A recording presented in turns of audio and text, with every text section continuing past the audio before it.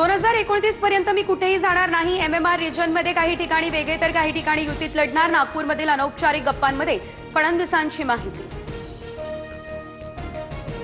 धंगेकरांना पक्षातून काढू म्हणत असतील तर नवीन मुंबईचं काय करायचं? धंगेकरांप्रमाणे नाईकांनीही समजून घ्यायला हवं।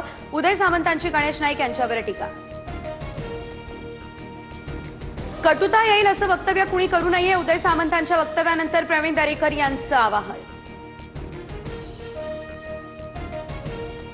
रवींद्र धंगेकरांनी ट्विटर अकाउंटवरील शिवसेनेचा फोटो काढला। धंगेकरांच्या ट्विटरवरील अकाउंटवरती पुणे फर्स्ट असाही उल्लेख।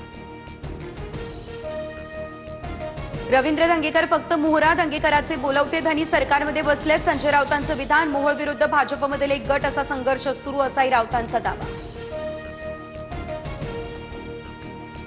भाजप नव्हे तर विकृती विरोधात लढतोय। भाजपमधीलच काही लोकांचा मला पाठिंबा। रवींद्र धंगेकर यांचं हे विधान।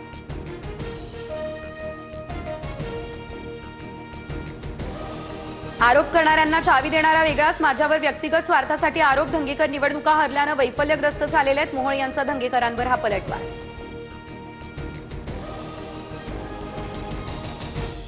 गोपीनाथ मुंडे यांच्या वारसाबाबतच्या विषयाची छगन भुजबळ यांच्याकडून सुरुवात। गोपीनाथ मुंडे यांचा वारसदार ठरवायला भुजबळ तलाठ्याच्या भूमिकेत आहेत का? प्रकाश महाजन यांचा टोला। ज्याचे हात रक्ताने भरलेत तो वारस तसा, खऱ्या वारसाला तुम्ही कमजोर समजून हिनवता। मुंडेंच्या वारसाच्या मुद्द्यावरती मनोज जरांगे यांचा निशाणा।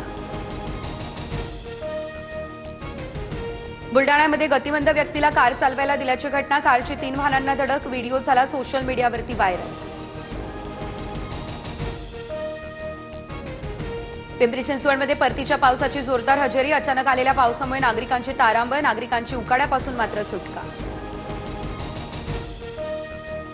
बिहारमध्ये तेजस्वी यादव इंडिया आघाडीचा मुख्यमंत्री पदाचा चेहरा असणार, तर व्हीआयपी पक्षाचे प्रमुख मुकेश साहनी उपमुख्यमंत्री पदाचे असणार उमेदवार।